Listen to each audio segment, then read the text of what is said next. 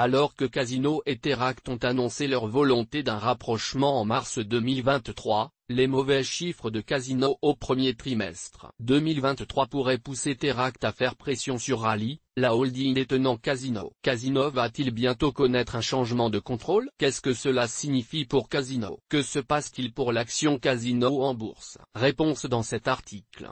Qui est Rallye? La holding Rallye possède une participation majoritaire dans le groupe Casino, 52,3% du capital et 63,3% des droits de vote, ce qui le rend présent dans le secteur de la grande distribution alimentaire avec Monoprix, Casino, Naturalia et Franprix par exemple, et dans celui du commerce électronique hors alimentaire, notamment avec Cdiscount. Les autres activités de Rallye sont regroupées dans un portefeuille d'investissements financiers et de programmes immobiliers commerciaux. Aujourd'hui, Jean-Charles Naouri est le PDG et actionnaire majoritaire de Casino via Rallye. Il pourrait encore rester au contrôle de la holding pendant 4 ans si les statuts de Rallye sont changés le 16 mai prochain. Hausse de l'âge limite pour les fonctions d'administrateur et de président du conseil d'administration à 78 ans. Qui est Teract?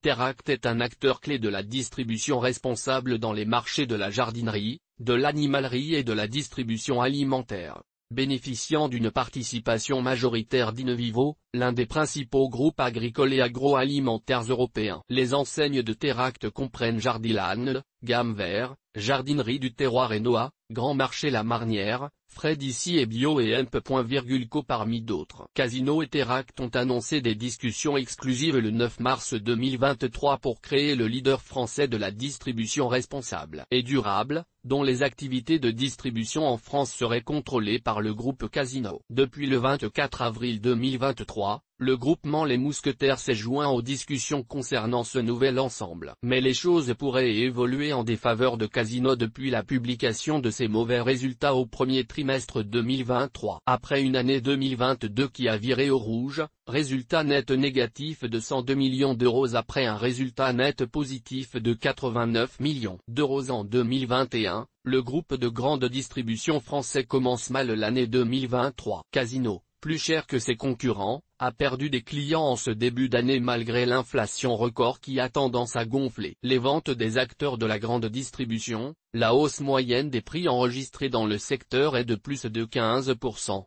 Le chiffre d'affaires du groupe a baissé de 1,8% à 5,44 milliards d'euros par rapport au premier trimestre 2022. Les ventes de Casino ont ainsi baissé de 2,3% en France au premier trimestre 2023 et les revenus en provenance de l'Hexagone sont en baisse de 2,3% par rapport à la même période en 2022. Cette nouvelle chute des affaires du groupe dans les supermarchés et hypermarchés fait empirer la situation déjà délicate de l'entreprise. Et les choses ne devraient pas s'arranger rapidement. D'après un article de BFM Télévision, Teract pourrait profiter de cette mauvaise performance pour négocier une prise de contrôle plus rapide sur la nouvelle entité potentiellement créée à partir des synergies des deux entreprises. Un accord espère être trouvé d'ici fin juillet 2023. Que se passe-t-il pour l'action Casino? Quel avenir pour l'action Casino? Votre capital est assujetti à un risque. Le modèle multi-format, multi-enseigne et multi-canal de Casino ne semble pas permettre au groupe de faire face aux mutations importantes du marché de la grande distribution en France qui subit aussi les pressions économiques et inflationnistes. Bien que Casino ait réussi à diversifier ses activités et à réaliser des opérations internationales fructueuses,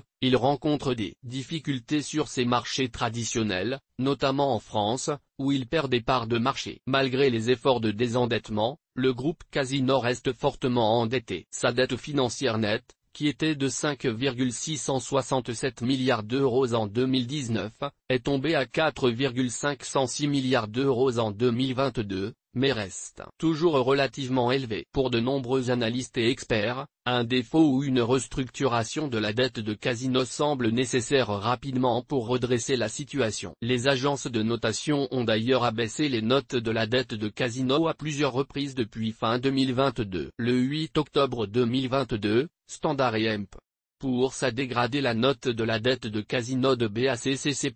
Le 23 mars 2023, Moody's a abaissé la note de la dette à long terme de Casino de B3 à K1, faisant ainsi des obligations de Casino des junk bonds. Le 9 mai 2023, Standard & Bourse a de nouveau abaissé la note de crédit de Casino à CCC, avec une perspective négative. Cette situation financière délicate met le groupe Casino sous pression et pourrait affecter sa capacité à mener à bien sa stratégie de développement, ce qui a un impact sur ses performances boursières. L'action Casino a perdu plus de 13% dans la semaine se terminant le 12 mai 2023, perdant ainsi plus de 63% en bourse sur un an, plus de 35% depuis janvier 2023 et plus de 47% sur 6 mois. L'action Rallye a également fortement perdu du terrain depuis un an avec une performance de 71% en bourse. Cette année, la situation s'est bien dégradée depuis mi-mars où l'action Rallye est passée de 2,36 € à 1,19 € aujourd'hui. Cours Casino, cours de l'action Casino en bourse. Source des images,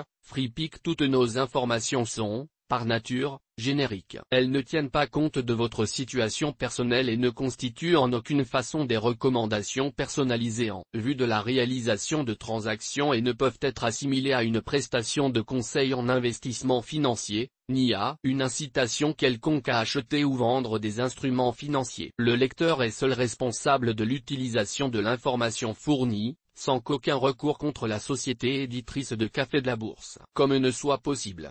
La responsabilité de la société éditrice de Café de la Bourse, comme ne pourra en aucun cas être engagée en cas d'erreur, d'omission ou d'investissement inopportun.